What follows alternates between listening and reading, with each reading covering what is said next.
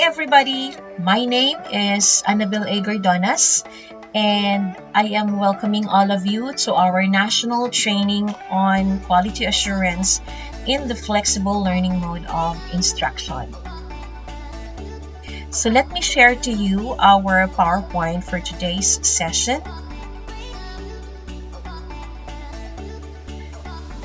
So our focus today is on the definition of what quality is, what is quality assurance, and lastly is how is quality assurance done in flexible learning. So how are you all today? I hope that in spite of the fact that we're having a variety of emotions today because of the current emergency crisis, which is still here right now.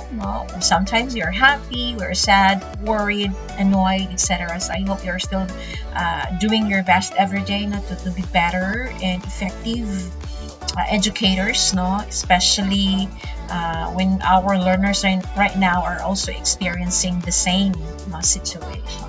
So let me share to you this mnemonic device of SMILE. Start the day with Thanksgiving. Memorize promises from God's Word. Initiate conversation with a stranger. Limit the influence of gossip and bad news. And encourage the people who caused you to smile today. So quality. So as a teacher, as a school leader, I guess you have your own definition of what quality is. Whether it could be about a personal life. Kunyari, when you are a mother, so how do you perform your blended roles at home, being able to tend the needs of your children, your husband. So of course, it is our primary goal to always give them the best love, care, and affection, right? And when it comes to our professional undertakings or workplace, sometimes when we are asked to do something or perform something, so it's our personal mandatory seal for quality output, but dapat yung deliverables natin every day are really amplifying quality and standards, so that syempre our supervisors will be really happy about our performance, our deliverables every day. So what is quality? So quality is actually innate sa atin as human as you are, and sa lahat ng mga higher educational institutions, they're always seeking for quality kasi alam naman natin when a certain institution is embracing this kind of culture, so it could actually have an amplification effect, depende doon sa, when this institution is manifesting branding or image in the community na talagang of quality yung mga dinideliver na services. Now, for example, kung ikaw ay nasa institution, so you're expected to really produce quality graduates, and that could be measured through firstly sa mga board exams, or if you're going to trace the employability of your graduates and so on. And if you are teaching from the Department of Education, so of course, you're aiming to also train your students to become holistic learners. Like when they graduate, they're able to attain or acquire the soft skills that they're needing so that they can be globally and locally competitive. For example, yung sense of leadership, management, yung 7 C's na tinatawag, like communication, collaboration, cross-cultural understanding, computing, creativity, and so on. So these are just maybe simple things, but when we are really together, we're all in this together, then it could have a resonating effect doon sa pinagtatrabahuan natin. Diba? Mas maganda yon. So quality actually is famous doon sa realm ng total quality management. So may tinatawag na fitness for purpose, meaning you are able to satisfy for what purpose it is created. For example, if you are doing something, you're able to present something of good quality. So basically the clients or your supervisors would be very happy for that specific output that you have just made. So that's based on Duran and DeFea's definition. It's an ongoing process which ensures the delivery of agreed standards. And when we say standards, hindi siya parang you are about to pursue kung ano yung makitang defects or mga glitches and errors. When we say standards, may specific metrics, no? Criterion, no? Or performance standards na dapat ay makita na na-achieve ng isang institution, no? If this particular standard has been met. Okay? So in the same way, pag sa mga companies or industries, so we have seen or maybe you have observed that some of them have embraced yung international certification standards ng ISO because they believe that it could be a great avenue to put a prestige, or they can elevate the standards of their branding kasi they're able to seek accreditation, or meaning yung quality assurance has been measured and exemplified doon sa pinagtatrabahuan nila. I've been training, no, to various industries and companies who are ISO certified, and you could see really the discipline, yung processes, yung mechanisms nila, yung standards nila when it comes to delivering their products and services, yung culture ng leadership, yung interrelationship din, yung interpersonal relationship ng mga employees ay talagang kakaiba, no? So sometimes kasi it also boils down to the maturity ng isang institution whenever this has been applying for quality assurance for years, or kung shorter lang or medyo novice pa sila doon, may talagang may difference, no? So what is quality, no? So basically it's relative. It depends, no, to the ones seeing the or maybe observing you when it comes to delivering something, no? So kung ikaw personally, it's your job to always seek for quality because you're always adhering to what Aristotle has been sharing with us, na sabi niya, excellence is a habit and every one of us should not settle for minute things or yung parang mga mediocre submissions or performances sa workplace. So depende naman yan sa eyes ng beholder. But you know, we are not perfect human beings. Meron din tayong mga imperfections, pero what matters is when we embrace yung culture ng quality sa sarili natin, then it's a great start already.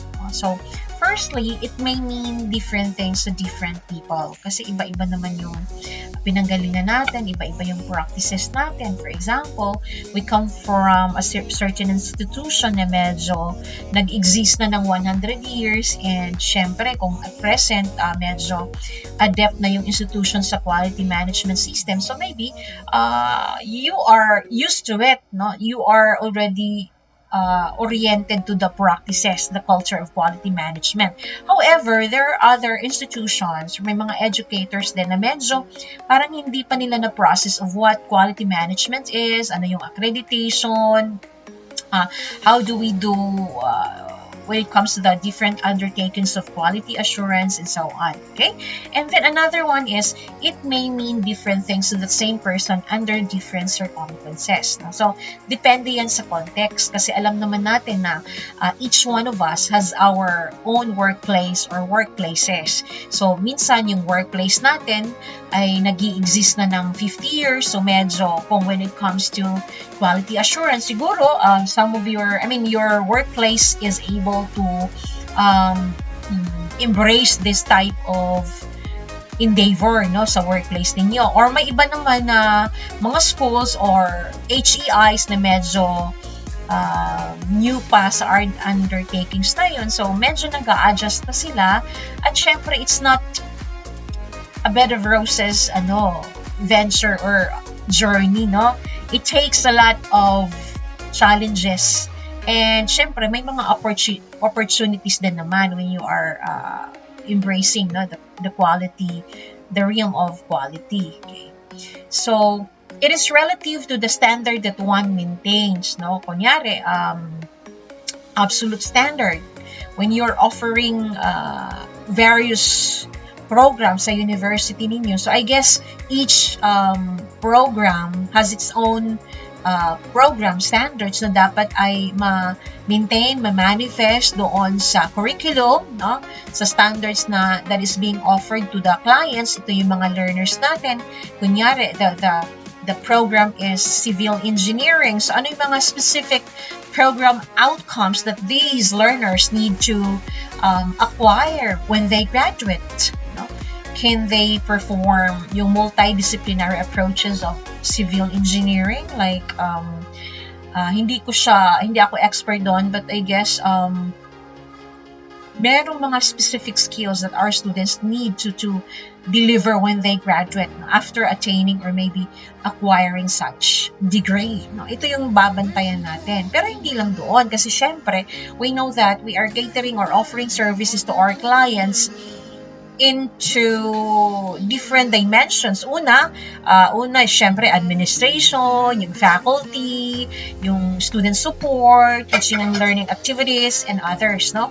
And another one is the claims of the provider. So we are aware that nagiging successful yung pagdi-deliver ng isang product or service because of the testimonies or ano yung masasabi ng mga external clients natin, no? So it's also vital that we check, no, the feedback mechanism of how we are being able to be checked by others, especially yung mga kliyente natin. Kaya when you buy something, could be a product, di ba, may times na may mga warranty, provision, so that you can be able to reach out to them pag may something sa product or whatever it is, no? Or sa atin naman, kung nasa school tayo or sa higher educational institution, so sometimes we check our students through the tracer study, diba? So, these are just some na pwede natin gawin para ma-check natin.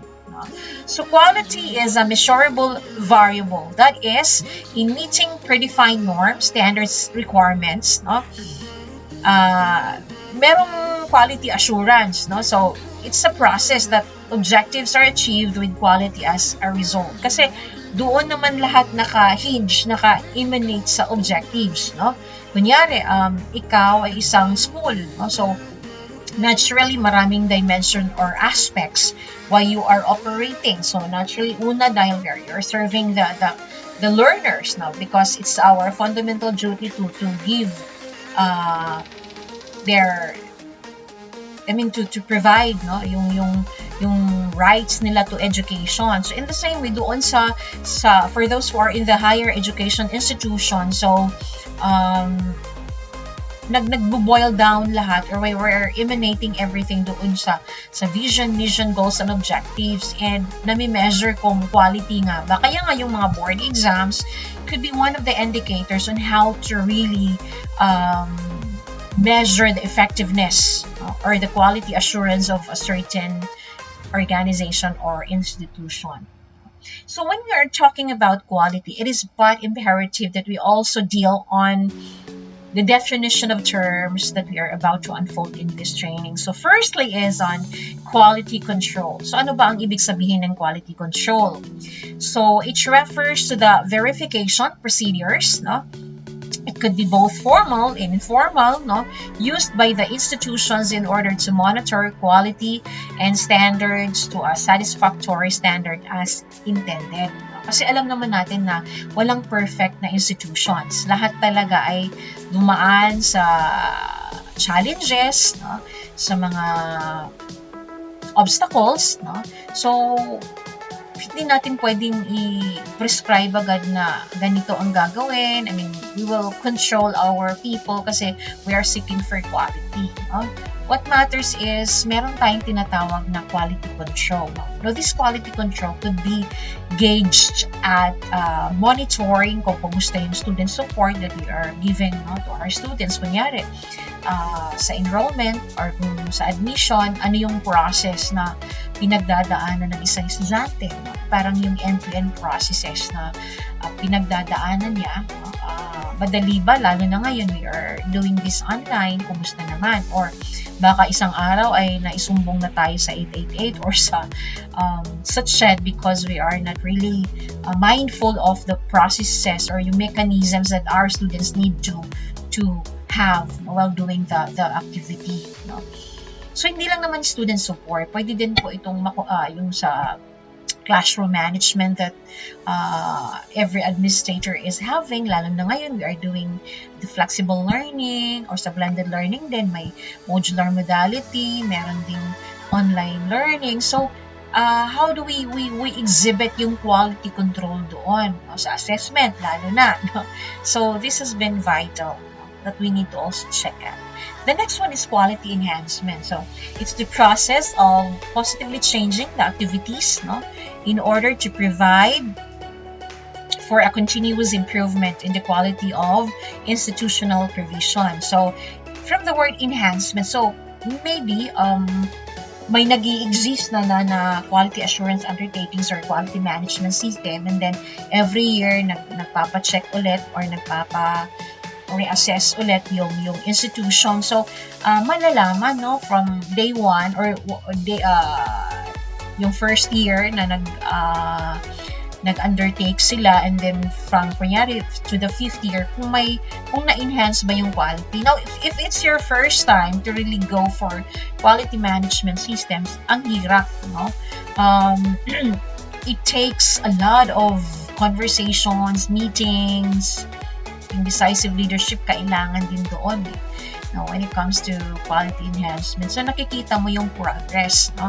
So, progress in terms of processes, yung mga mechanisms na ino-offer ng isang institution, kung ano yung mga feedback and evaluation na ginagawa after having such evaluation, no?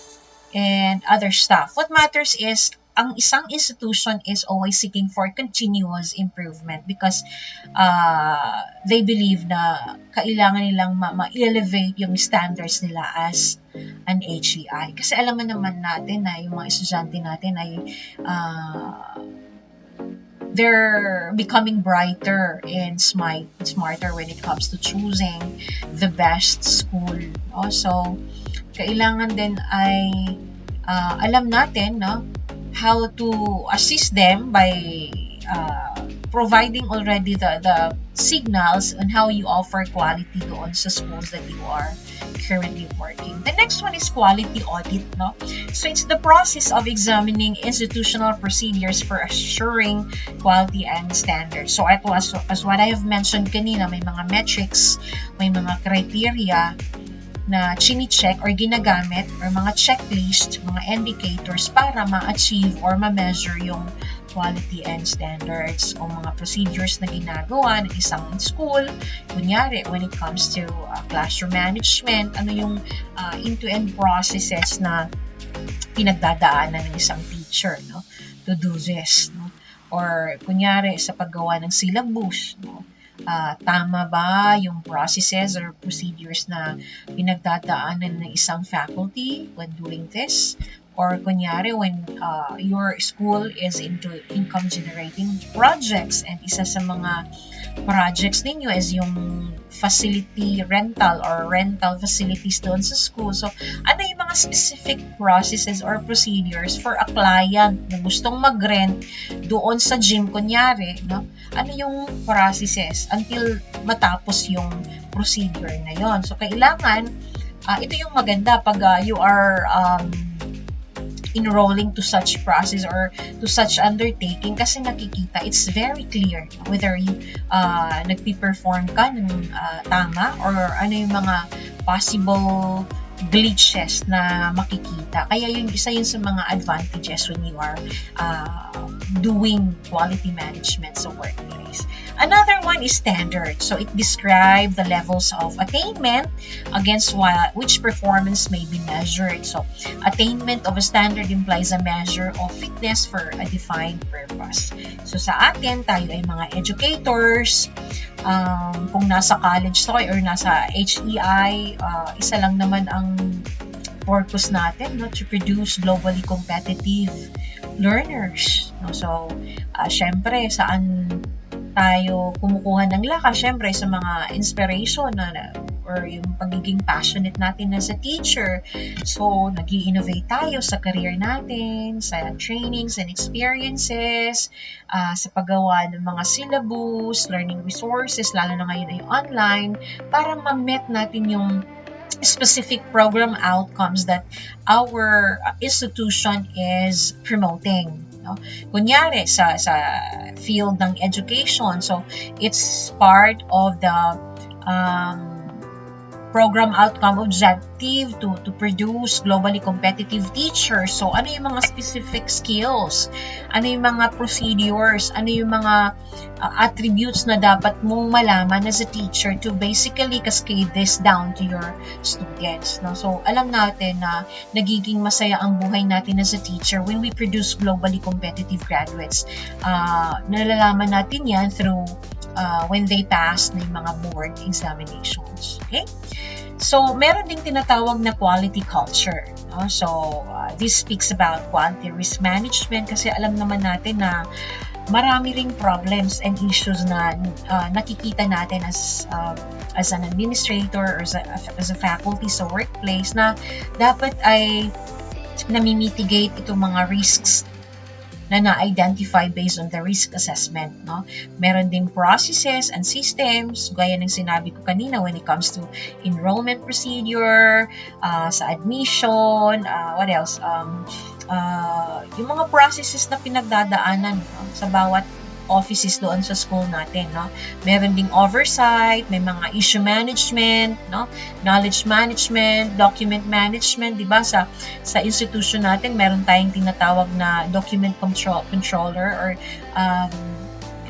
or mga records manager who are actually, or managers are actually monitoring and upkeeping, no, the records of the institution. And last one is audit and inspection readiness. So whenever we are ready, no, to venture, no, to be checked and assessed by, it could be internal or external, an external body, then it's better because it really shows how prepared are we when it comes to delivering quality services. Another one is accreditation. It's the result of a review of an education program or institution following certain quality standards agreed on beforehand. So it's kind of recognition that a program or institution fulfills certain standards. Kaya pag may mga nakikita kayong mga di ba, mga promotion or advertisement like sa mga hospitals, nagpo-post sila kung ISO certified sila or yung mga companies and industries, kasi it boosts the confidence of the clients and the stakeholders then to really venture into this type of company or industry kasi they're following the standards, they're of quality, they are maintaining the delivery of quality services. Ganun din sa mga institutions. When we are AACOP accredited, may mga universities din sa Philippines who are also into quality management systems like sa Polytechnic University of the Philippines and other notable universities in our country. So pag may nakalagay na accredited, it means that this institution offers quality services to the clienteles. So let me present to you the illustration of Garvey and Green's 5 ways of thinking about quality in higher education. This is based on their publication titled Defining Quality, Assessment and Evaluation in Higher Education. So una, meron tayong tinatawag na quality as value for money, meaning cost-effective, diba?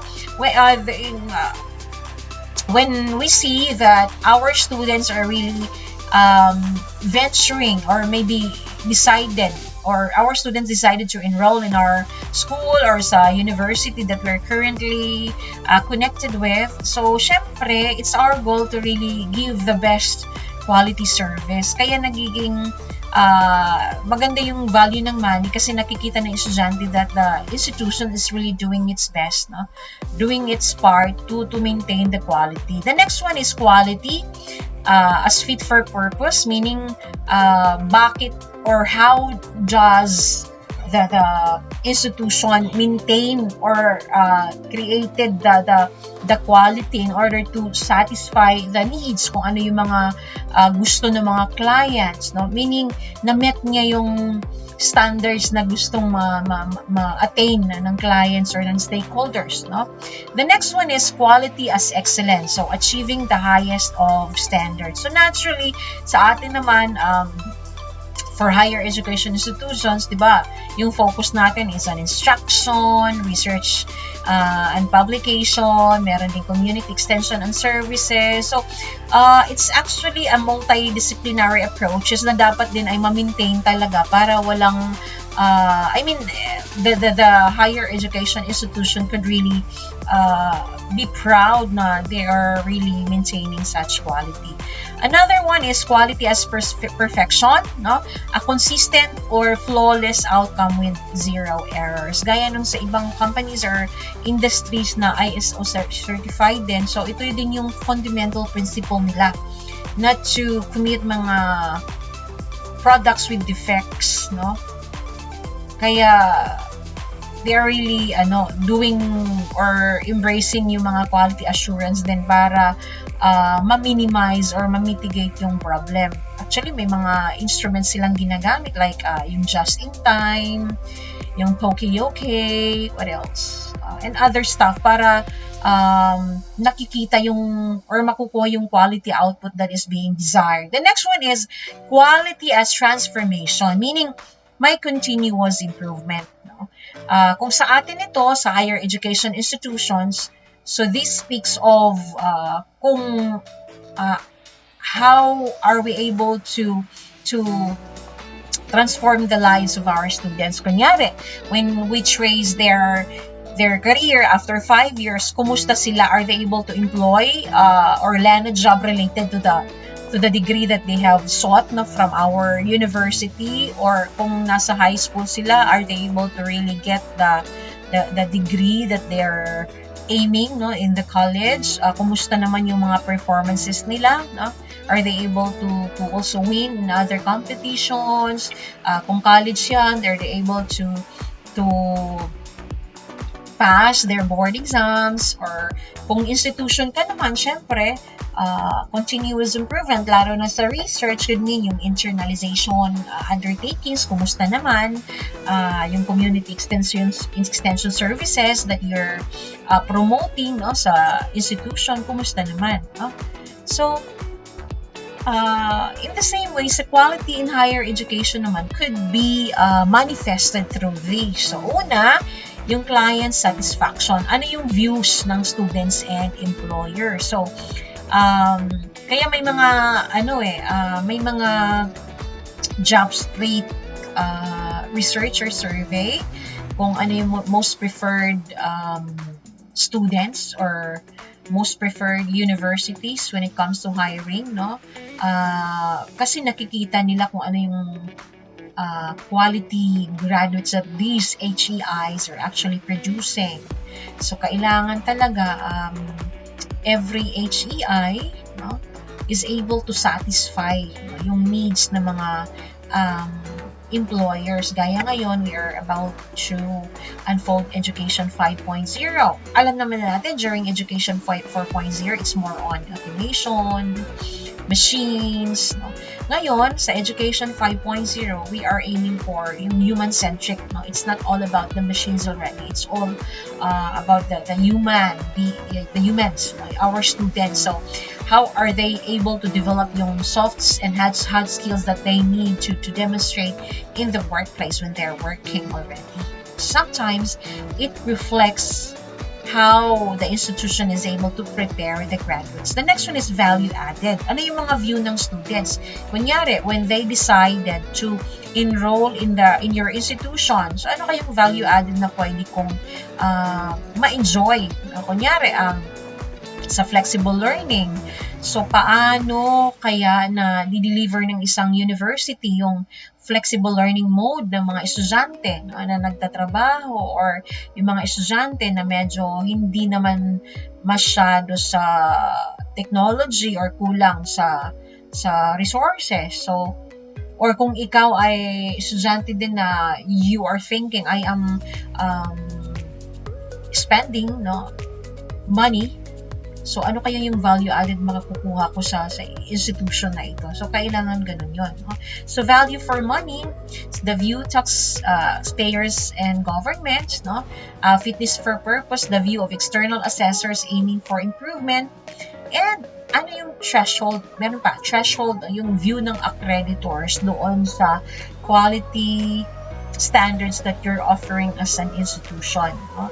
Yung excellence sa view ng mga teachers, mga academicians, how are they able to measure their effectiveness? So, syempre, titingnan natin kung properly aligned ba yung curriculum, yung paggawa ng mga syllabus, yung sa teaching and learning processes, paano na tutulungan ng mga teachers, yung mga skills na dapat na ma-acquire ng mga estudyante, right? So basically, quality is a multi-dimensional, multi-level, and dynamic concept that relates to the context of an educational model. So meaning, kung ano yung currently na we are experiencing right now could be adjusted to what type of quality undertakings will be unfolding. No? It could also be based on the institutional mission and objectives. No? Kasi iba-iba naman yung curricular offerings ng bawat institution, and ano yung mga specific standards within a given system, institution, program, or discipline.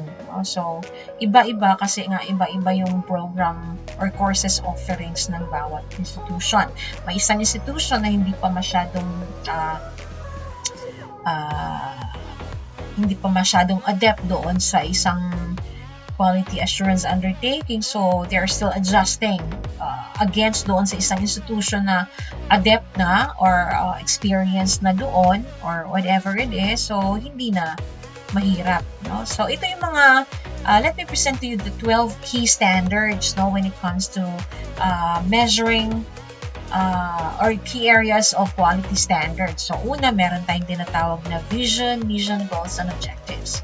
So, this is basically checked because it shows kung every institution is able to disseminate ano yung mga statements that they are exemplifying doon sa vision, mission, goals, and objectives nila. Kung ito ay hindi lang drawing, meaning ito ay naka-emanate doon sa specific program outcomes na naka-emanate doon sa bawat course offerings, diba? Yung leadership, governance, and administration, crucial ito, especially sa mga quality management system undertakings. How supportive are the leaders are when it comes to providing yung amount of support na kailangan ng mga teachers, ng school mismo when it comes to quality assurance undertakings. Yung assessment and evaluation, which is crucial to really also check yung mga reviews, yung feedback and evaluation from the clients, from the stakeholders, whether it could be internal or external, para mas makorek pa. Kaya may tinatawag na quality audit, quality control. Sa finance naman, how to what extent do the institutions manage the spending of the government funding allocation. So, alam naman natin na may mga student support, budget, for teaching and learning resources, sa faculty, and etc. Another one is educational resources. Sa ngayon, alam naman natin that we're really catering into flexible learning mode. In sa DepEd naman, they're having the blended learning. So, nakita naman natin how supportive the government is. Pero, we also observe na medyo tinapyasan yung budget sa education during pandemic. So, it has been another challenge doon sa atin. Yung IT and infrastructure, meron bang LMS, yung isang HEI in order to cater yung flexible learning mode of instruction sa school? Kumusta naman yung mga estudyante when it comes to correspondence mode?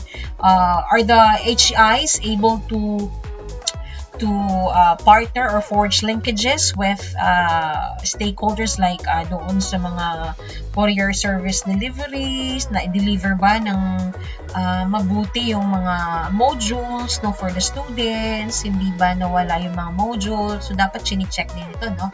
The next one is research. So ito yung pinaka-importante ding na-mention or quality standard that every HEI or school needs to check upon. No? Research ng estudyante, researches ng faculty. No? Another one is student support. So, multidimensional din ito actually kasi marami namang alam natin. We know that our students have different supports that they need to have, they need to receive, no? Especially ngayong online. So, ano yung mga specific processes or procedures that the HEIs or yung schools like DepEd have been providing to the students para mas mapadali yung process, hindi sila nahihirapan when it comes to enrollment, when it comes to submitting requirements, and so on. Another one is internal quality assurance system. Yung curriculum and course development, kasi alam naman natin that during the flexible learning, each of the faculty is obliged not to modify or maybe craft instructional materials, and other stuff. No? So, dapat, kumusta naman yung support ng bawat HEI doon sa mga faculty? Kasi alam naman natin na hindi naman lahat ng faculty would be able to have the right amount of support, sa resources, di ba? Sa faculty and staff, and teaching and learning. So, ito yung 12 key standards which are really trajectory to making it thriving, lalo na ngayong pandemic. No? So, what about quality in higher education? No? So, ano ba ang ibig sabihin noon sa konteksto ng mga higher education institutions? So, firstly, it should embrace all its functions and activities, teaching and academic programs, research, no, and scholarships, staffing, students, buildings, facilities and equipment, services to the community, and the academic environment. And isa ito sa mga issue natin ngayon during flexible learning. How can every HEI or school offer the best quality services? No? Now we are just doing this online.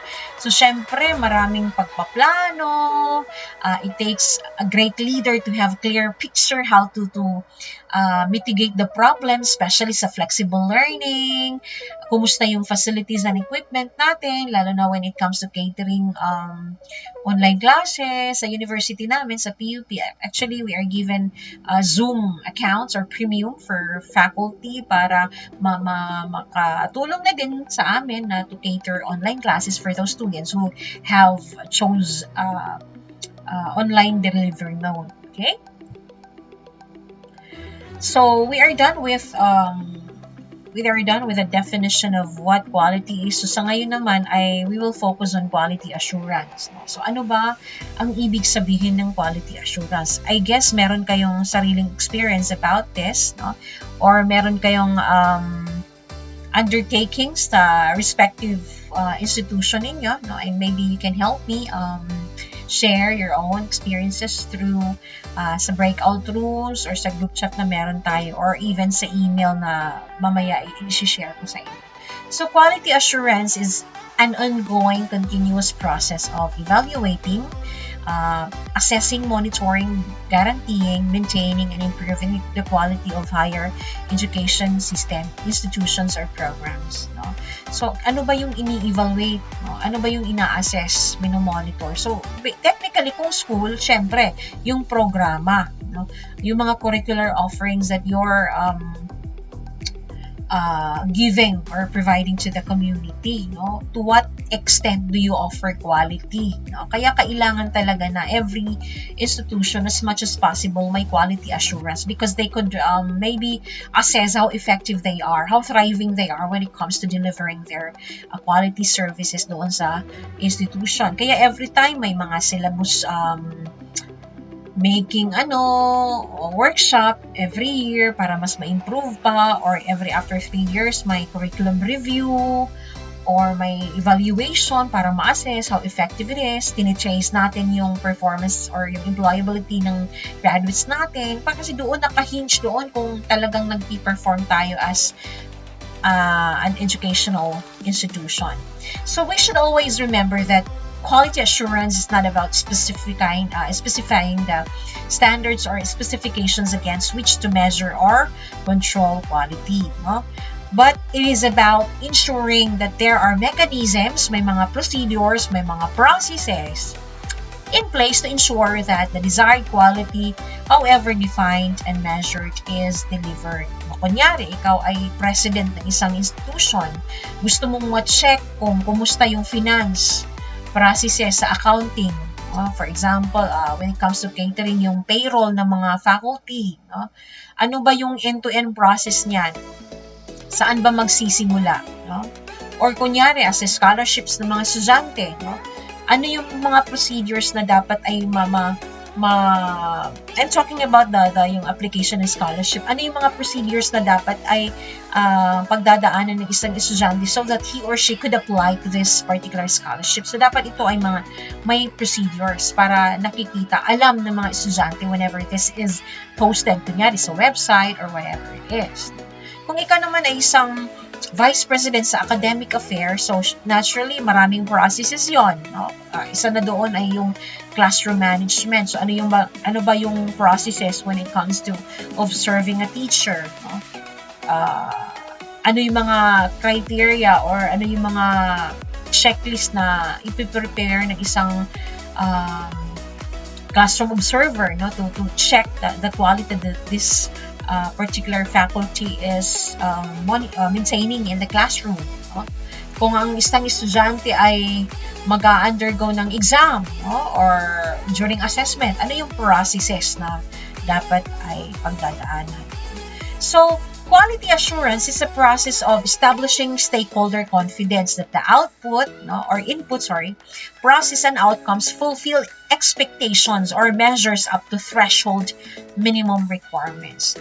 Kasi alam naman natin na sa universities and colleges, may iba't ibang processes na pinagdadaanan or pagdadaanan.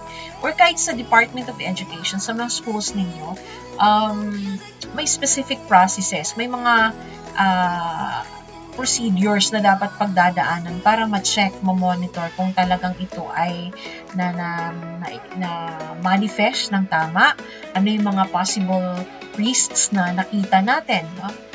Doon sa pag-perform, kunyari ng flexible learning, no? Ano yung process na ginawa ng teacher sa pag-handle ng online classes, at ano yung outcomes, no? Ano yung expectations na fulfill natin, no? Kunyari kung yun ay flexible learning, dapat ito ay interconnected para nababalanse, may balance, may equilibrium when it comes to maintaining yung quality assurance. So as a regulatory mechanism, no, quality assurance focuses on both accountability and improvement, no, providing information and judgments, not ranking, through an agreed upon and consistent process and well-established criteria. Kaya talagang masakit sa ulo ang quality assurance, sa totoo lang, because it will test your patience.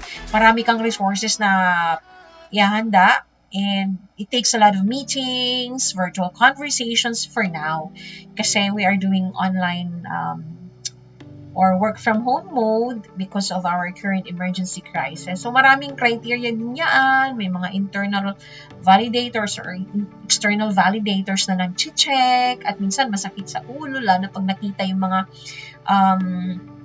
non-conformities natin, yung mga problema na mga red flags na doon ay nakita nila. So dapat paghahandaan siya, and it takes a lot of leadership and commitment whenever a school enrolls for quality assurance undertakings. So we have different two types of quality assurance. So meron tayong tinatawag na internal QA. So intra, it means it refers to institutional practices in view of monitoring and improving the quality of higher education. Kaya kung napapansin ninyo sa school ninyo, merong mga checking, monitoring, at mas maganda talaga nag-enroll kayo ng quality assurance, no? Kasi mas maganda na nakikita natin yung mga specific glitches natin, mga errors na hindi pa natin na-check, na-mitigate, hindi natin na-enhance ng mga sistema, no? Another one is external, no? It means inter or supra, no? Institutional schemes assuring the quality of higher education institutions and programs. So, from this, sa atin naman dito sa Philippines, no, I hope that every HEI will consider this type of undertaking. Kasi kailangan talaga nating makita kung sino tayo. Hindi pwedeng nagiging bias lang tayo when it comes to how we offer services to our clients. So, maganda may ibang or may tagalabas na nagsasabi kung how do we perform when it comes to the delivery of services, when it comes to efficiency and effectiveness of quality products that we're giving or providing. So, syempre, may mga beneficial uses naman yung ang quality assurance. No? So, una,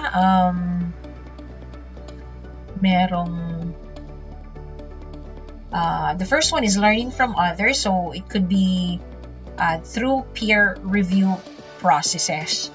And, syempre, kung nag-i-involve kayo o nag-i-indulge kayo ng quality management system, diba, may mga coaching yan prior to the actual audit, diba? So, nakikita mo kung ano yung mga mali, anong kulang, na-check natin, yung mga error na pwedeng i-mitigate, enhance natin yung medyo kailangan enhance the process or mechanism. No?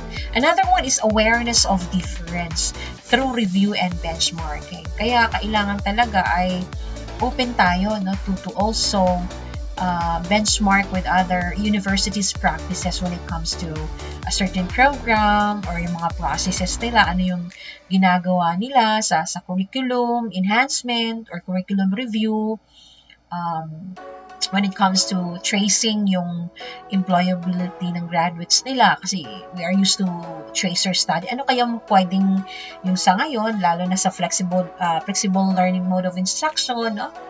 And focus on teaching and research processes like assist in the functioning of HEIs, facilitate institutional change agendas, kasi nakikita natin kung we are able to really help the school maintain its quality, na-check natin kung ito ay na-achieve ba. Tapos may greater evidence-based decision-making, no, by policymakers, students, academics, no, employers, managers, and administrators. Kasi kailangan din na we tap our stakeholders. Lalo na pag when it comes to curriculum review, kunyari, no, iba kailangan na i-present natin to sa stakeholders, sa mga students. No? Kumusta naman yung mga mechanisms na meron tayo when it comes to doing this initiative, no, sa school or sa institution that we are currently connected. So, meron tayong examples of Regional Quality Assurance Network. So, una, meron tayong tinatawag na ASEAN Quality Assurance Network like the ACAN and ASEAN Quality Assurance Framework or the ACAF. So, let me explain this. This was shared by Dr. Raimundo during our training in flexible learning sa University of the Philippines, Open University. So I'm just very lucky to be able to enjoy, no, that training. So ayan, meron tayong tinatawag na AUNQA framework. So tinitingnan dito yung program ng quality assurance assessment since 2007, no? And then meron ding tinatawag na institutional or quality assurance assessment commencing January 2017. So, we are looking into yung strategic quality assurance, yung institutional, and then meron ding systemic, yung QA, like internal QA system. At meron din tayong tinatawag na functional QA, which is focused on education, research, and service.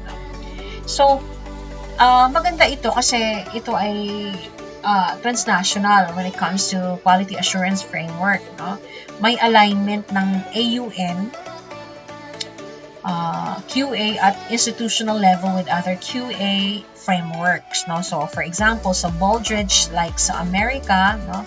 Sa Europe naman meron tayong tinatawag na ESG, and then meron ding tinatawag na ACAF. So maganda kasi na it's actually, I mean, these frameworks are inseparable. They're connecting, they're collaborating, forging linkages para mas makatulong, no?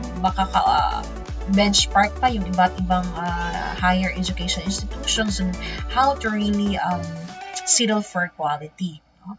So, how is quality assurance done in flexible learning? Ito yung third focus natin sa training. So, I hope, I'm sure sa ngayon, hindi pa kayo nag-venture ng quality assurance, pero I believe pag ikaw ay administrator ng isang HCI, talagang ito yung target natin. Kasi mas maganda pa rin, although mahirap sa ngayon because of the flexible learning that we're having, pero yung pathway natin is for quality. It's for the standards and excellence that we're really aiming para mas maganda yung performances natin doon sa pinagtatrabahoan natin or sa workplace or sa community that we're serving.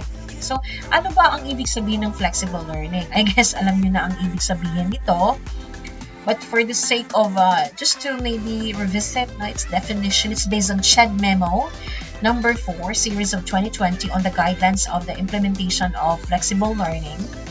So it's actually a pedagogical approach allowing flexibility of time, place, and audience, including but not solely focused on the use of technology. Kasi alam naman natin na kaya nga tinatawag na flexible, no? Kasi may flexi time sa place, sa audience. Kasi alam natin na some students are working.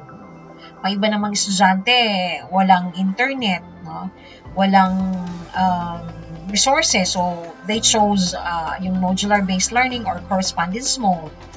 Kaya hindi siya naka-anchor lahat sa technology. No? Meron din mga estudyante who cater online learning. No? Siguro, it's part of the choice sa university namin or maybe sa inyo ay may mga options and students who would like to really venture into kunyari, modular learning or online learning ba. It depends on their variety of options or doon sa availability ng resources nila at home, right?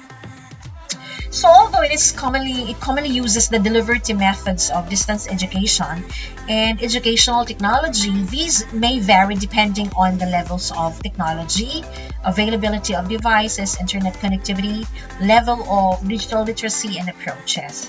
Alam nyo, noon, yung distance education, may stigma na tinatawag kasi parang kung ikaw ay graduate, siguro 20 years ago, 10 years ago, ganun yung concept ng mga tao na hindi ka naka-attend ng usual brick and mortar or yung physical setup or traditional learning. So, parang anong natutunan mo kung ikaw ay nasa online learn or distance education? So, yun yung concept yung stigma noon. Pero ngayon, it basically changed into a new realm. Kasi talaga ito na yung landscape ng education sa ngayon because of the current situation that we're having. And as a teacher, as a leader, dapat alam natin na ito na yung the future of now, the new now. I'm not saying now we will embrace everything kasi nobody could replace humans, right? And when we're talking about education 5.0, as what I've mentioned kanina, it talks about humans. Pero may machines pa rin. So, yun. So, why is quality assurance important in flexible learning? No? So, syempre, alam natin na talagang nag-transform yung online education, no? When pandemic started. Although, mas na-intensify siya during pandemic. No? Pero nag-exist na siya noon in some other universities and colleges. So, as online education methods grow and diversify, the need to ensure that these new forms of delivery support rather than reduce the value, quality, and validity of higher education qualifications is important. So, kailangan ma-measure, kailangan ma-check ng mga administrators at ng mga teachers at mga estudyante kung talaga bang yung quality ay nandun na kahit online education ang ini-embrace natin. Na-met ba ng higher education education yung minimum standards no, to offer quality no, when it comes to flexible learning? Yeah, naturally, yung facilities and equipment, yung curriculum, kaya sa DepEd meron silang milks, no? Because of the context that we're currently experiencing. Ganun din sa higher education institutions, di ba? Nag-adjust tayo ng synchronous meetings. May mga universities na 10 online meetings lang for a semester yung isang subject. Sa amin, we have only 6 online synchronous meeting or meetings. So, the rest will be asynchronous. So, depende yun sa need ng mga estudyante, sa context ng mga estudyante natin. So, why is quality assurance important in flexible learning? So, as the use of online technologies becomes more integrated into traditional teaching and learning, the need to recognize the outcomes of higher education regardless of delivery mode has become a priority. Kasi, there is that sigmoid curve na nangyari. Dapat may plan B tayo when it comes to assuring, yung assurance na meron dapat maibigay yung teacher para continuous pa rin yung process ng quality ng education that our students need to acquire during pandemic o kahit wala ng pandemic, no? Kasi ito na yung new setup that we should embrace as teachers. So, ano yung outcomes that we would like to measure or attain at the end of the lesson? Kunyari, when they graduate, dapat ano ba ang mga skills that they need to demonstrate sa workplace, no? That they are about to unfold, no? So, I hope, my dear teachers, we are able to revisit kung how are we performing when it comes to quality assurance sa flexible learning. Nung una tayo pa ay nag-a-adjust, syempre, pero sana ngayon ay it's part of our system to really check how effective we are when it comes to delivering our quality education toward our students. So, let me introduce to you a certain institution, no? Ito ay ICDE. Okay? So, this is, kasi when we are talking about quality models in online and open education around the globe, kailangan nating malaman. I-check natin, no? Yung perspectives, experiences, ano yung mga challenges and opportunities na na-i-share ng mga different countries or different HEIs. No? So, meron tayong tinatawag na Context ICDE has consultative partner status with the UNESCO and shares that agency's key aim, no, the attainment of quality education for all.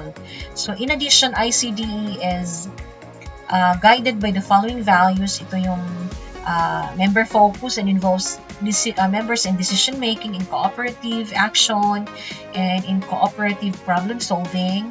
And then meron ding it's transparent and members are able to follow the activities and decisions of the organization. Kasi during checking, monitoring, may mga specific recommendations yan. So kailangan yung mga HEIs na involved will adhere, no, ano yung mga specific enhancement na dapat ay maibigay, maifollow ng isang HEI. No? So ICDE believes that the needs of the learner must be central in the pursuit of education as a universal right. No? Kasi we're aiming to produce globally competitive, holistic learners. So, ganun lang naman doon nag-i-emanate. As simple as that. Pero it's not a simple undertaking. It's a complex process. And we know that, no? Because we are part of it. Kaya lang, syempre, hindi pa siya legal because of the different assurance challenges na meron pa tayo doon sa organization natin. Okay, so let me present to you the ICDE 2015 report. No? So, firstly, my first global overview of quality models in online education. So, nakikita natin how effective this online education is, no? Ano yung mga problema na naranasan ng mga estudyante, ng mga faculty, ng mga HEIs about this. So, it was delivered for global education in 2030. Alam naman natin na merong mga agenda, di ba? I guess you're aware with that of the Sustainable Development Goals, where yung number 4 is education, right? So, it's our blueprint. It's our Bible to always settle for quality and excellence, right? Because isa lang naman yung target to help our students become holistic learners. The next one is landscape of quality and challenges and complexity of quality in an online learning. So, alam naman natin pag online education, syempre may mga MOOCs or massive open online courses and open educational resources. So, paano na-address yung mga needs ng mga estudyante who are in online education? We know that there are heaps of resources online.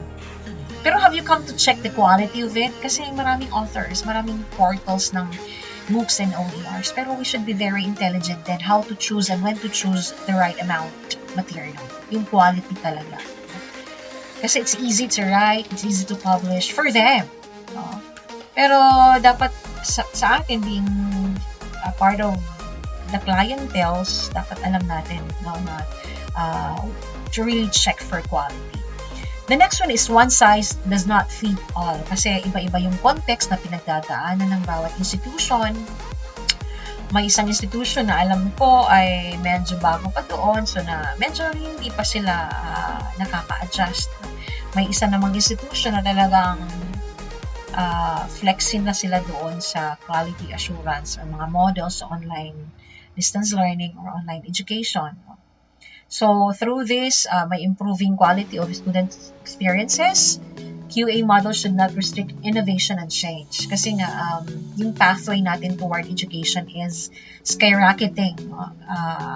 I've been mentioning this acronym sa lahat ng trainings natin sa PCPD, and it's called VUCA, Volatility, Uncertainty, Complexity, and Ambiguity. No? So,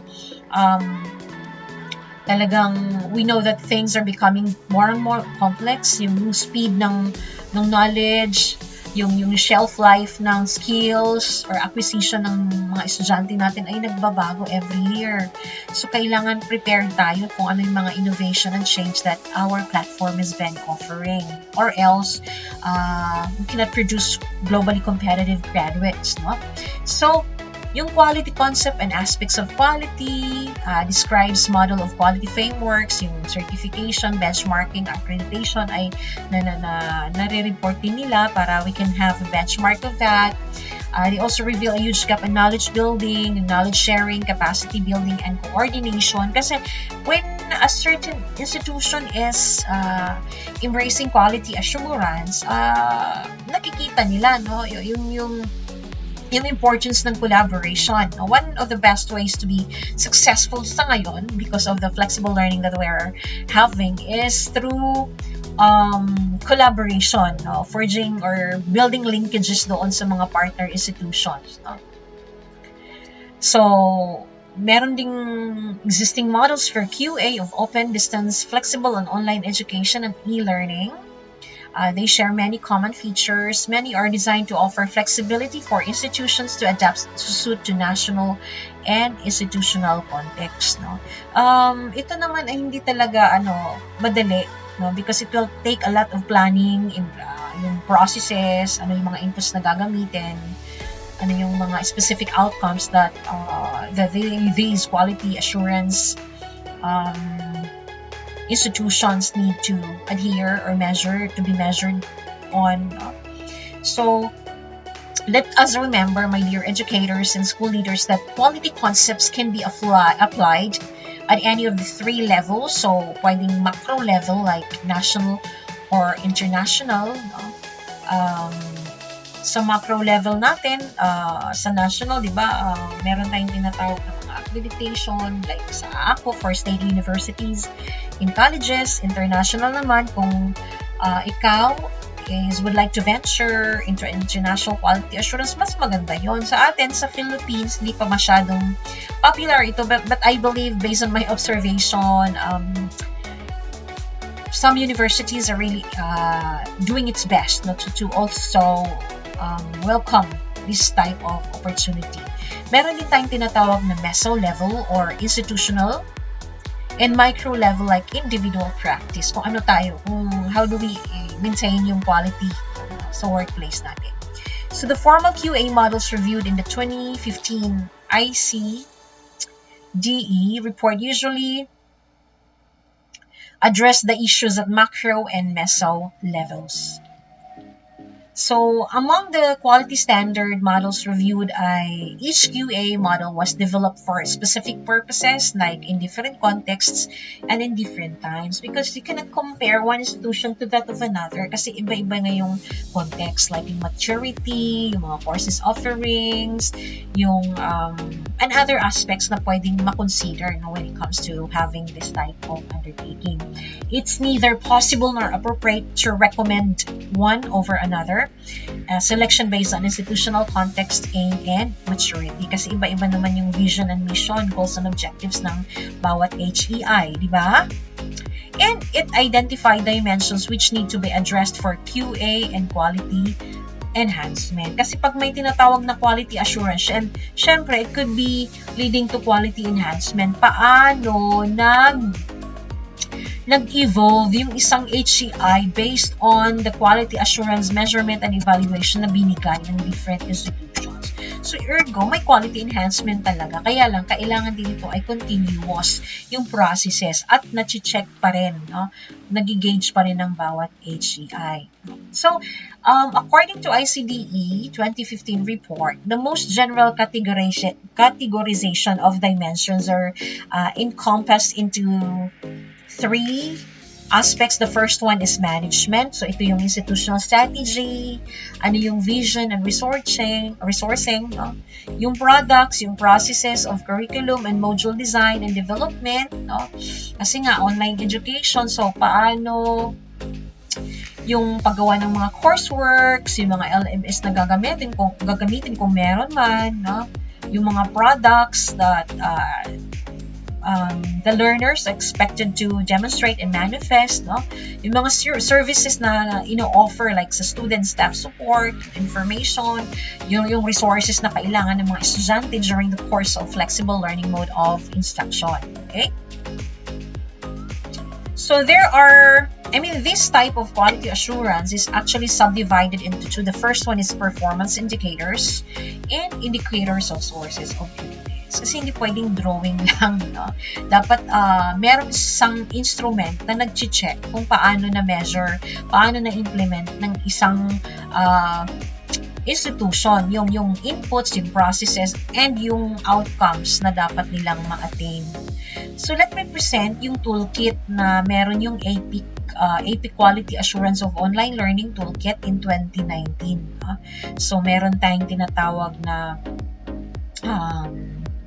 toolkit, no, for quality assurance, no? So different countries have different approaches towards the QA of online and blended education. So online education remains on the fringe of HEI systems kasi yun nga, may mga hindi naman kasi same sila ng yung speed ng improvement, yung enhancement nila iba-iba kasi nga sa konteksto ng bawat HEI, no?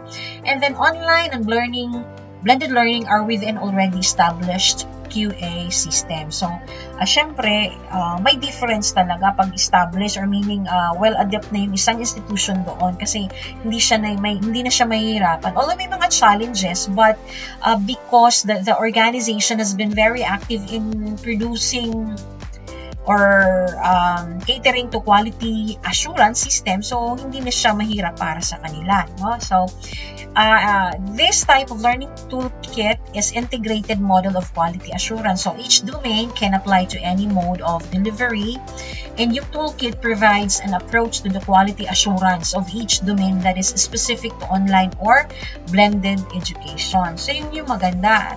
Contextualize siya doon sa specific realm na meron yung isang estudyante, no? So, kung ikaw ay isang teacher or faculty, syempre, mapapaisip ka, oo nga, magandang i-measure kung how am I performing sa flexible learning, sa blended learning, kung sa DepEd ka, no? So, may integrated model of quality assurance. Each domain can apply to any mode of delivery. Yun yung maganda doon kasi pwedeng ma-contextualize, no? Toolkit provides an approach to the quality assurance of each domain that is specific to online or blended education. No?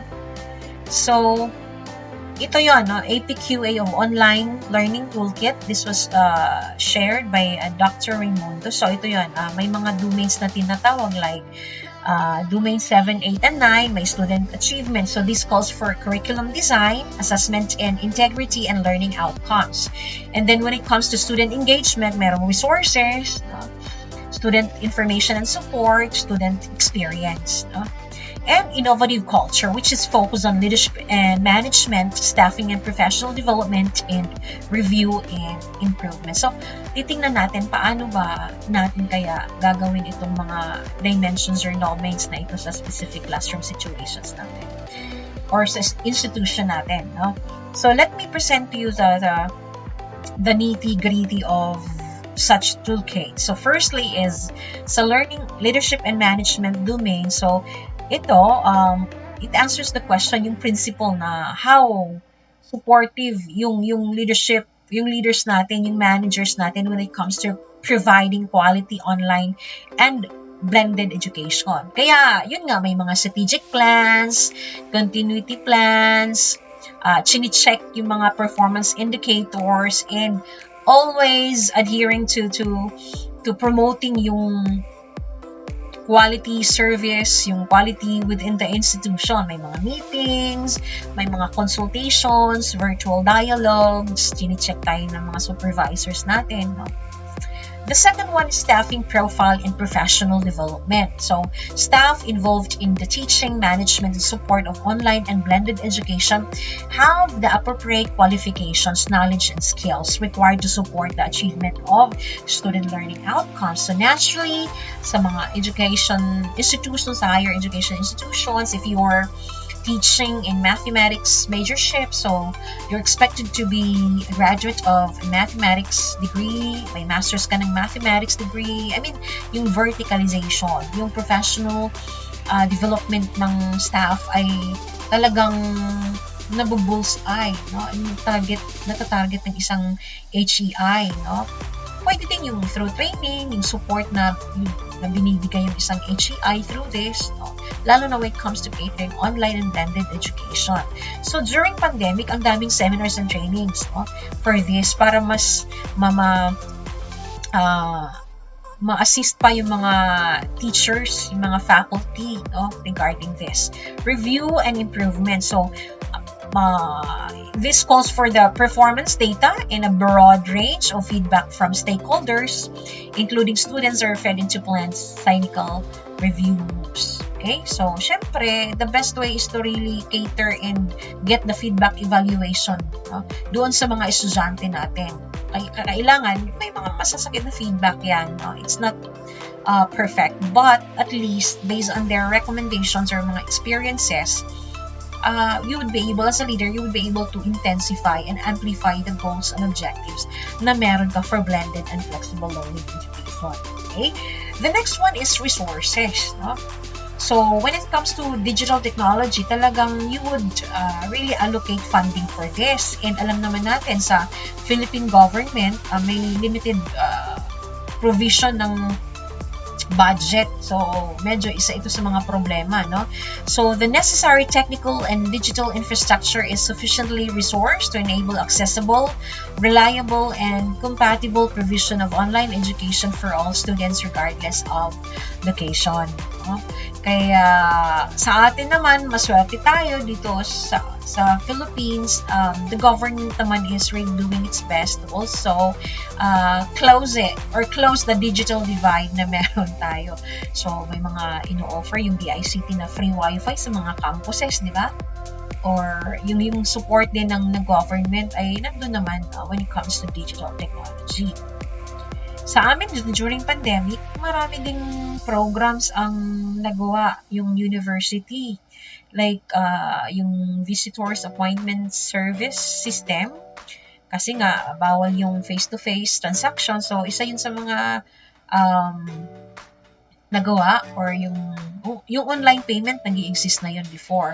Pero in my own observation, natuwa ako kasi ang daming programs, no? Mga ICT programs na design because of this situation, which will cater the flexible learning and blended education. Okay? Student information and support. So these mechanisms are a measure to identify students who require additional technical, educational, and personal support are implemented and monitored, and each student is aware of all support systems in place. So there is a clear information about online study, which is reliable, accessible, and regularly updated for both current and prospective students. So meron tayong mga social media, di ba, na ginagawa or kinikater for our students para they are basically informed of the updates, no, yung trends na meron tayo sa institution natin. Yung student experience. So, each student has the opportunity to interact socially and academically with staff and other students, and feedback of student experience is acted on through monitoring. The next one is curriculum design. So, alam naman natin that curriculum really changed. It's based on the different Rubik's Cube na meron tayo. Like, na-experience natin could be about economics, sociocultural, politics, environmental issues, no? So, doon tayo nag-emanate ng mga curriculum review and design. So, it's based on sound educational principles and provides coherent and interactive series of learning experiences that develop knowledge and skills aligned to learning outcomes appropriate to the qualification level. Meron ding assessment and integrity. So, sa ngayon, alam naman natin na talagang naging big issue siya during pandemic, no? Kung how do we measure yung truthfulness, yung integrity, honesty ng mga estudyante natin when it comes to submission of requirements. So, this talks about a range of policies and mechanisms to ensure that assessment tasks for students studying online are clearly communicated, effectively moderated, and allow opportunities for students to demonstrate the program learning outcomes. Kasi it boils down into the specific goal or outcome na dapat ay na-manifest nila upon graduation or when they are employed already. They're employed already. So, dapat careful tayo doon. May sinasabi nga na by 2026, wala nang libraries. And parang we are not used to it pa sa Philippines na wala nang libraries. But we need to also take a look at this issue kasi it's based on a survey and dapat alam natin on how to really promote the culture of reading sa classes. And learning outcomes, meron din, for students studying online are equivalent to face-to-face cohorts for the same qualification level and assessed with rigor. So, lalo na sa mga universities which offer courses abroad. So, paano ba nila ma-maintain yung levels of quality ng mga face-to-face cohorts vis-a-vis to that of students who attend online classes or online education. Dapat same lang yung learning outcomes and others. Okay?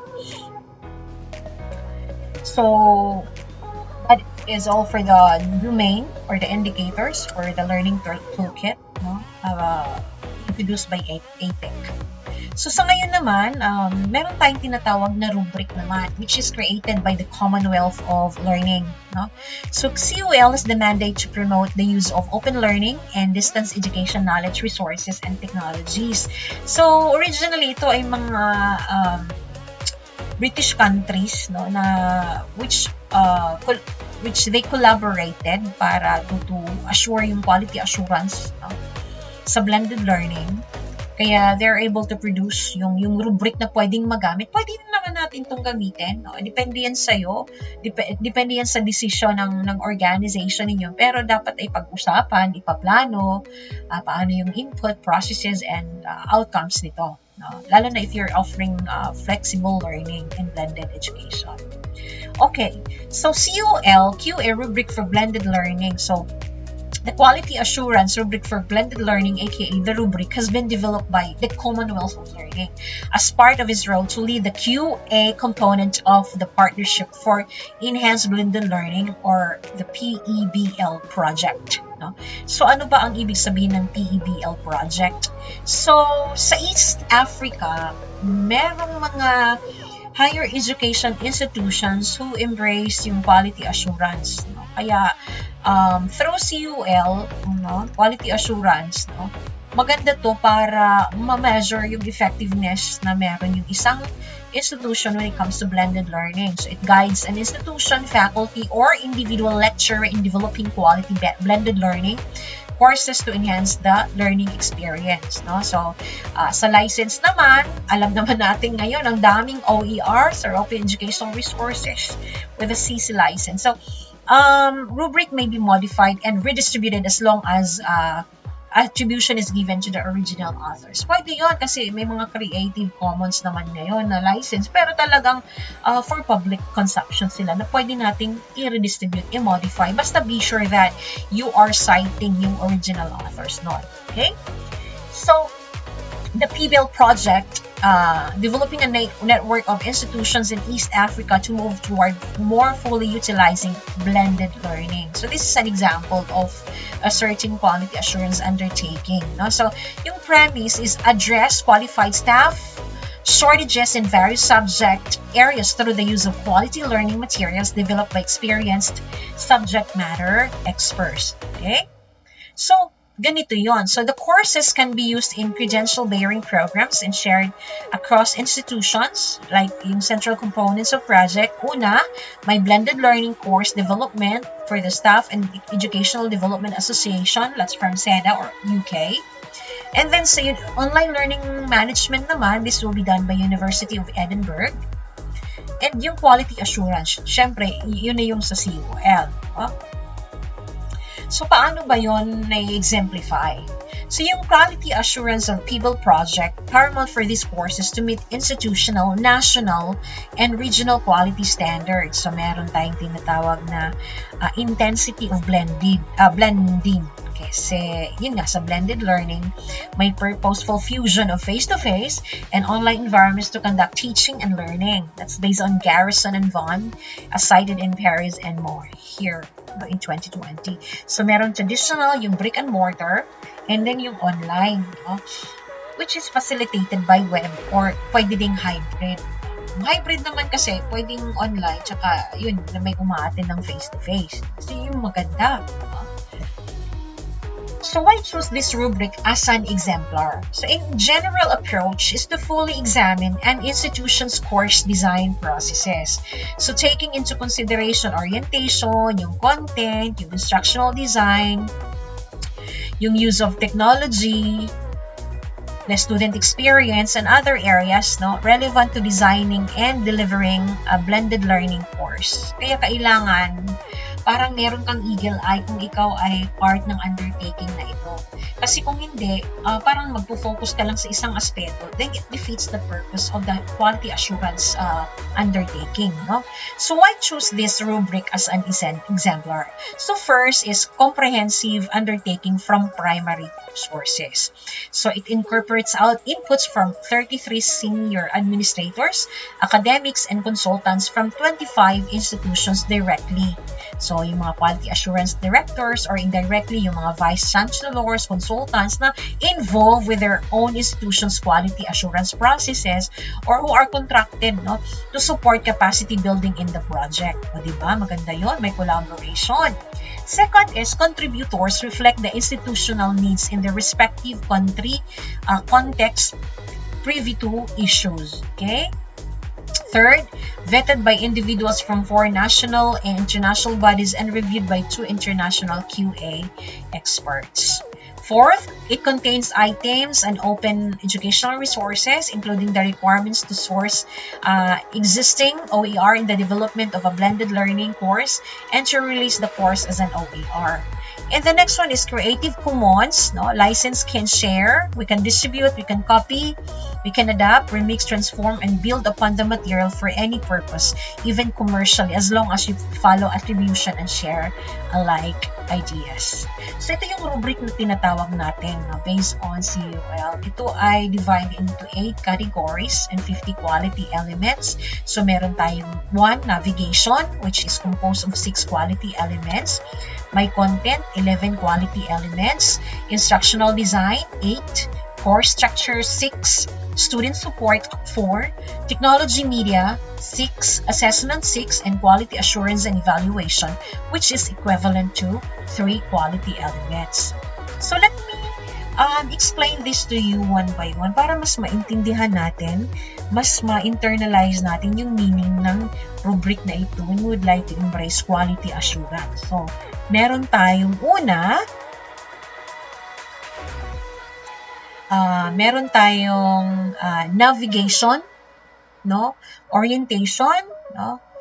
Kunyari, sa blended learning natin, may course site, organized ba siya, na-navigate ba yung estudyante from the homepage to the course units, yung dashboards, kung sa pagsagot ng mga quizzes, kumusta naman. So, dapat at the onset, it's well planned, it's established by the HEI. So, yung quality element natin focus on, there are instructions on how to navigate the course site, may instructions on how learners should engage with a blended learning course, at ano yung mga proportions of the course between the online and the face-to-face, yung mga materials, paano ka magsusubmit, mag-upload, mag-download ng mga materials, no? There is a breadcrumb trail at the top of a given page for easy navigation through the course site. Kasi pag ang estudyante ay medyo na-feel nila yung parang hindi naman siya effective, may mga kulang. So, doon tayo papasok doon sa mga problema na talagang mamimet ng mga estudyante natin, no? So, through this, students would be, malalaman natin kung students are really honest, no, in giving their recommendations or remarks about it. May improvement bang kailangan yung isang HEI? There is a help option to support learners with frequently asked questions. Maganda yun. Ayun, may mga ganong provision. The next one is content. So example is that learners can engage with content and peers' expectations are clear. So ito yung mga content na binibigyan ng focus, yung learning outcomes are clearly defined, academic, workplace standards, yung level of learning outcomes is aligned to relevant learning framework like Bloom's taxonomy of learning. Sa atin, yung sa OBE, kumusta naman, no? Alam naman natin na ito ay na-introduce na quality assurance framework, no? I guess it was in 2012 or 2013. Another one is the descriptive text and media, which promotes a good understanding visualization effects, no, as to the use of this platform or learning management system. Kumusta yung interaction among students? Kasi importante yung student engagement upon catering to content, no? Yung requirements for the number of hours, yung course level is identified, yung mga prerequisites courses, di ba? Accurate ba ang course content? The content meets the institutional and transfer credit requirements. Kasi what if mag-transfer sila? Stackable ba yung mga credits na pwede nilang makuha? No? Up-to-date ba siya? Yung content, accurate ba or relevant ba sa market needs as of today?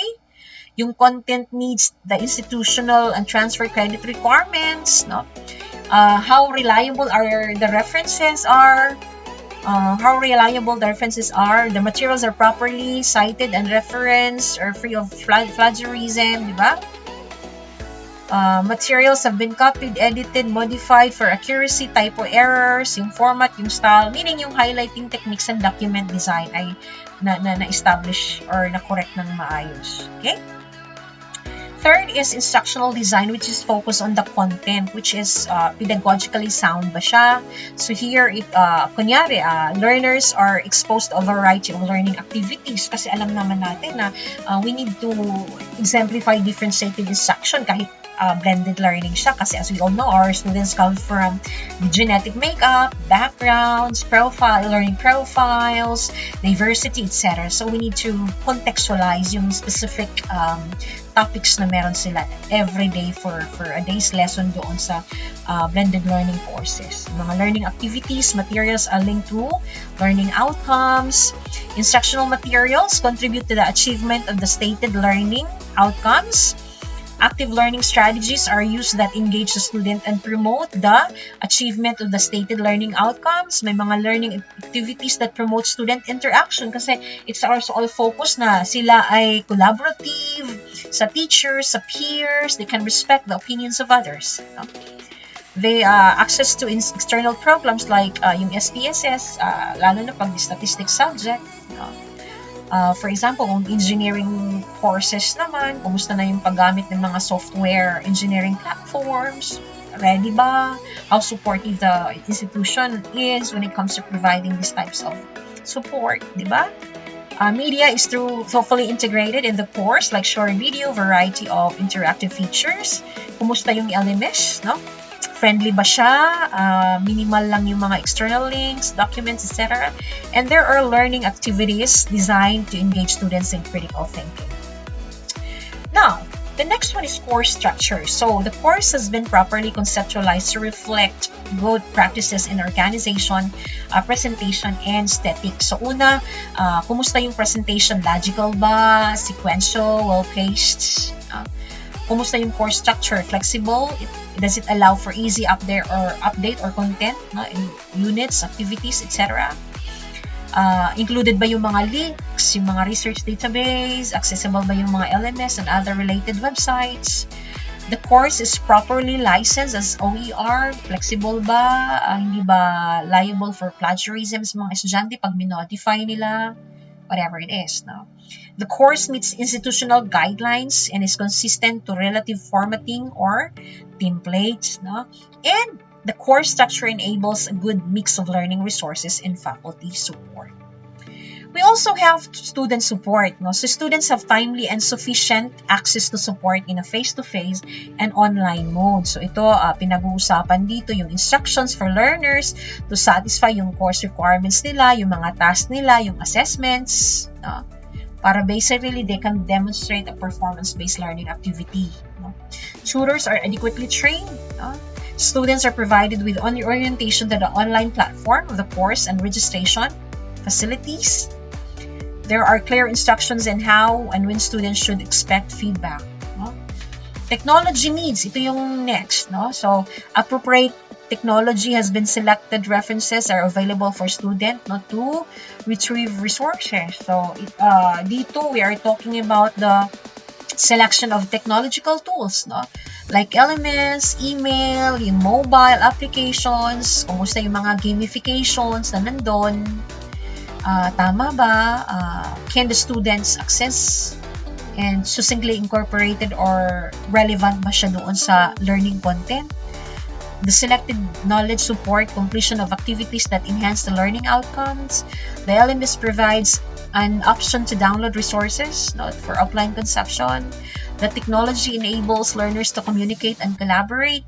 The course device, browser, etc. Operational ba sila or are they that easily or accessible ba siya sa estudyante? Ito yung mga questions na dapat nating ma-consider.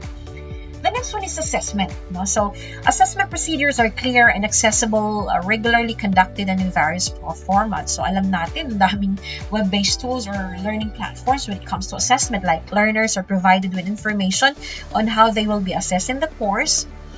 Marking guides for papers and examinations are provided.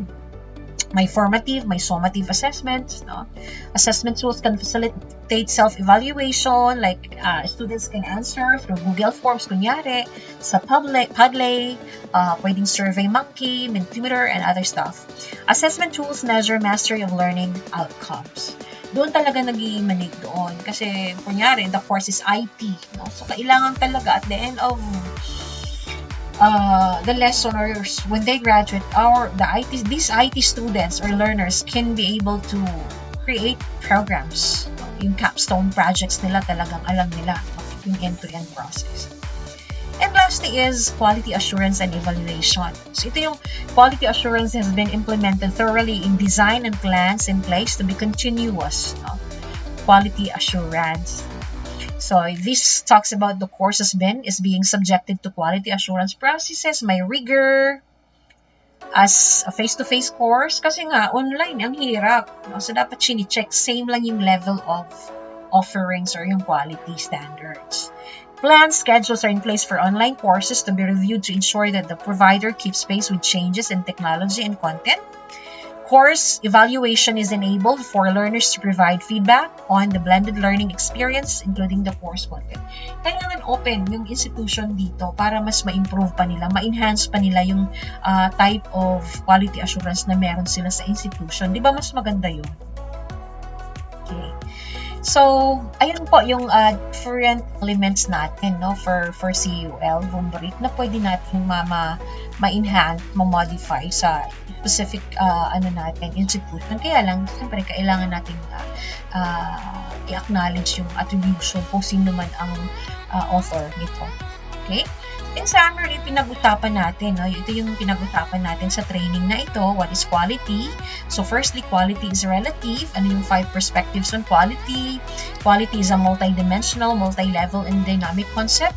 What is quality assurance? So we define its meaning. Ano yung mga beneficial uses of quality assurance and examples of regional quality assurance. And third is, how is quality assurance done in flexible learning? So we have delved on the importance of flexible learning, ICDE 2015 Global Report, Quality Assurance Framework Systems at the global, institutional, and individual practice level. And we were also able to benchmark on the CUL rubric, no, example. Okay, so my dear teachers and educators, with this training, I would like to thank the University of the Philippines Open University and Dr. Maria Rowena Di Rimondo for being able to help us during the training. And I am here cascading this one and disseminating this good news to all of us. So I hope we'll be able to demonstrate the quality that we would like to exemplify, whether it could be personal and professional. Sabi nga, kanina, I have mentioned that excellence is a habit. So, dapat yun yung personal mantra na dapat ay nami-maintain natin para we could be having a happy life as a teacher.